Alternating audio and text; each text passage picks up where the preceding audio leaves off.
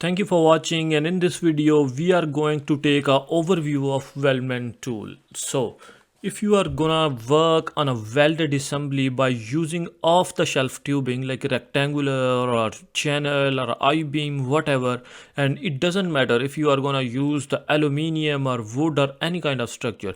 So still for the custom designing in SOLIDWORKS, you have a package which is called Weldment tool. By using that, you can have your custom design. So you can go into the tab section into the SOLIDWORKS, and then if your tab for weldments is not on, then you can click on one of these tabs, right click, and then go into the tabs, and then you can just turn on weldments. Okay, so now you can see in the weldments there are a couple of options. So what we can do is we need a sketch. So right now we have a sketch on our top plane, and then we have this sketch. So I'm gonna go into the weldment. So first I need to turn on the weldments. So I would just click on it, and then you can see we have a weldments in our feature manager.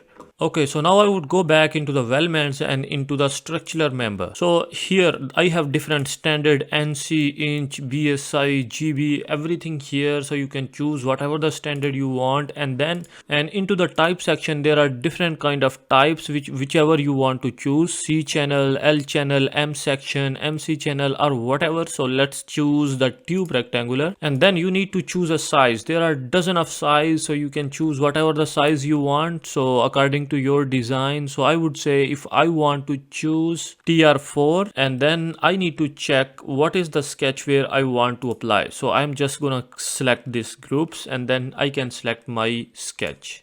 So I'm gonna select this size of the sketch. So as you can see, it is centered here, and you can go into the bottom of this feature manager, and then you can see there is an option like you can locate your profile wherever you want. So as right now it is based on to the center, so if you want to change, you can just select the locate profile, and then you can select any point. Suppose I want to select it at this point, so it's gonna come on this point.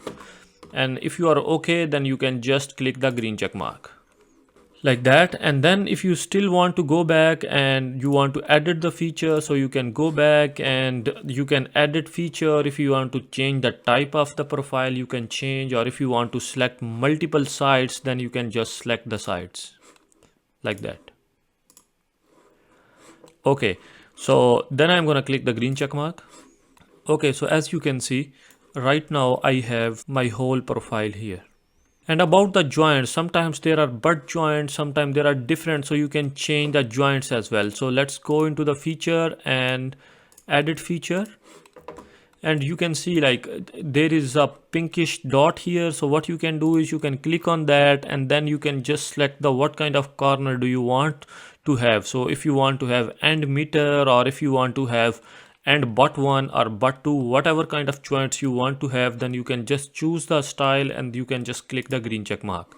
So I prefer meter, so that's why it's meter right now, so I am okay with them, so I am not gonna change them.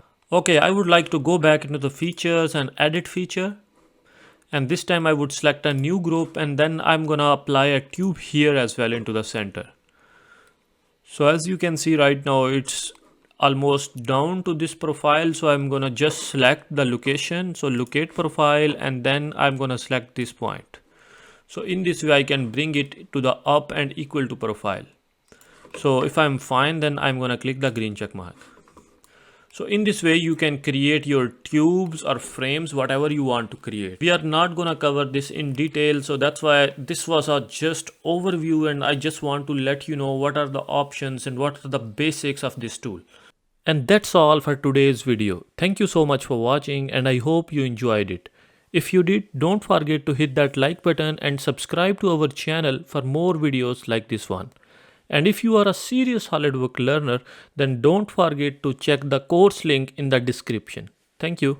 Sorry for distraction, but if you think my videos are helpful for you, or if you are a serious SolidWorks learner, I am gonna highly recommend you can go into the description of this video, where you can find my course link, in which I have over 10 hours of videos in which I explain each and every command in a detailed way. Thank you.